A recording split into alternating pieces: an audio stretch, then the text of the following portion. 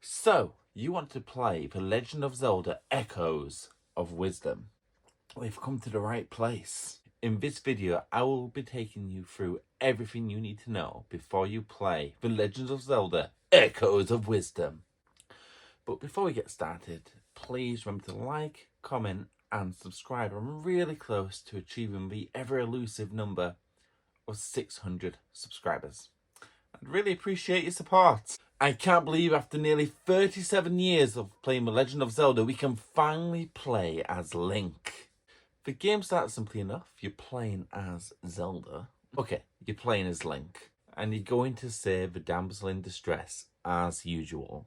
Which, actually, it's very similar to Link to the Past. There are a lot of homages to A Link to the Past throughout the game, which I won't ruin for you. But the twist here is that at the beginning, a huge portal opens up, sucking everything within the vicinity inside into what we would eventually know is called the Still World. So that and a brief tutorial where you're introduced to your very Navi-like companion called Tri or Tree. It's T-R-I. You tell me how you want to pronounce it. And you get through it. You get taken through a really nice tutorial before entering a really nice Breath of the Wild, sort of Tears of the Kingdom style opening, showing the land of Hyrule that you're going to be exploring. Which I suppose this style of opening is going to be very traditional in all future Zelda games. This is going to be part of the DNA of what a Zelda game will be.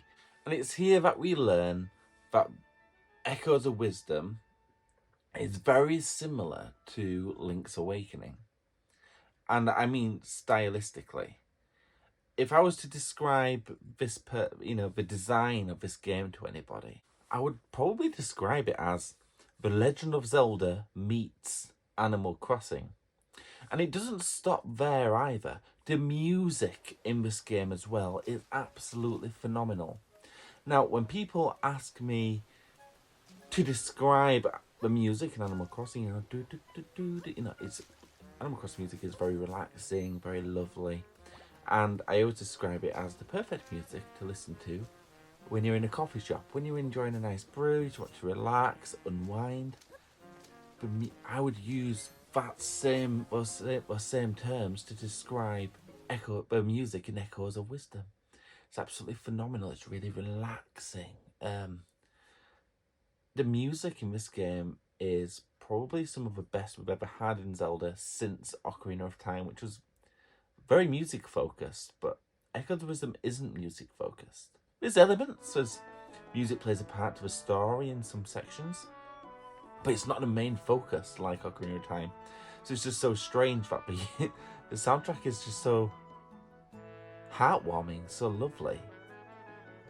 Is this a traditional Zelda game? Yes and no. It's traditional in the sense of you've got the dungeon crawling, you've got the exploring, you've got the hunting for treasures and secrets. But it's also untraditional as you're now playing as Zelda, who instead of using a sword, uses her staff to create echoes of monsters to do her bidding. Which brings me on to the main gimmick of the game. So you have a staff which is powered by your fairy friend Tri, and this staff will create echoes of lots of items, tables, beds, monsters, you name it. You can make an echo of it, which is fine on paper. But what's actually happened is it's created the most broken system in a game ever. As I previously mentioned, you create echoes of enemies to fight other enemies, but you also create items to traverse the world. It's like, oh, there's a tree that's too high. I want to get on top of that bookshelf. So you create items to stack them, and it kind of turns Zelda into a Dewsbury bed factory, which is actually the sponsor of this video. Roll ad. Flex tape is no ordinary tape. Its triple thicket heat welds itself to the surface, instantly stopping the toughest, but Flex tape grips on tight and bonds instantly. If you hadn't worked it out yet, you can solve most issues you find in this game by making a bed. And I am not, there is no sarcasm there. 99% of the problems you find in the game can be solved by making a bed. And it takes away from the magic for me, personally.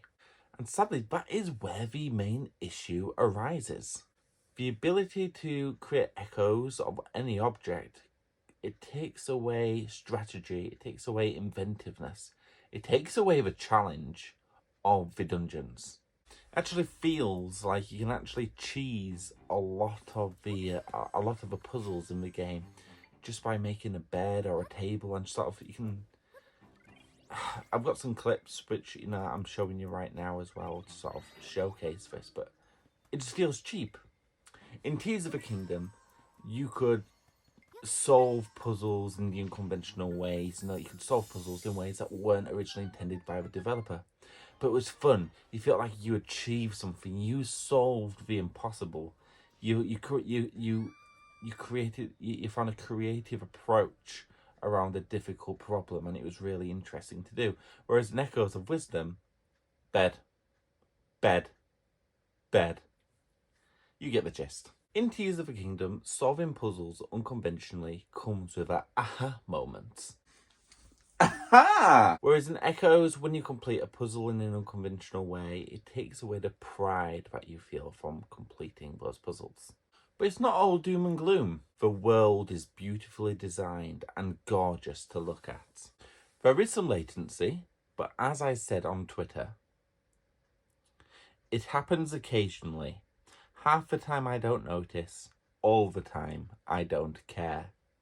Overall, it is a fun game. The story is fantastic, and it is second only to Twilight Princess, my favourite Zelda game, without a doubt. And let's not forget Cutting Grass Beyblade style. Picking up speed, running out of time, going head to head. It's a way of life, you gotta fall down and need ground to get back up again. Let's Beyblade.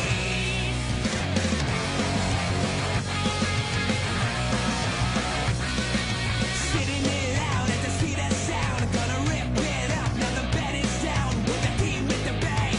Okay, it's the one that's gonna win. Let's Beyblade.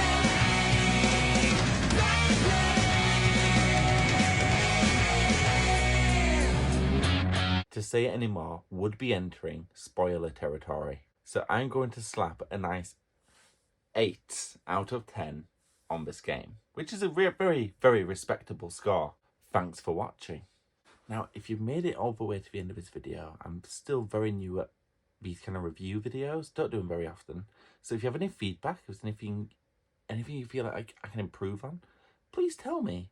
You can find me on X, leave a comment, just drop on Twitter or TikTok, SMX Show, both those platforms. Drop me a message and say, hey, really liked your video. Some things you could do better.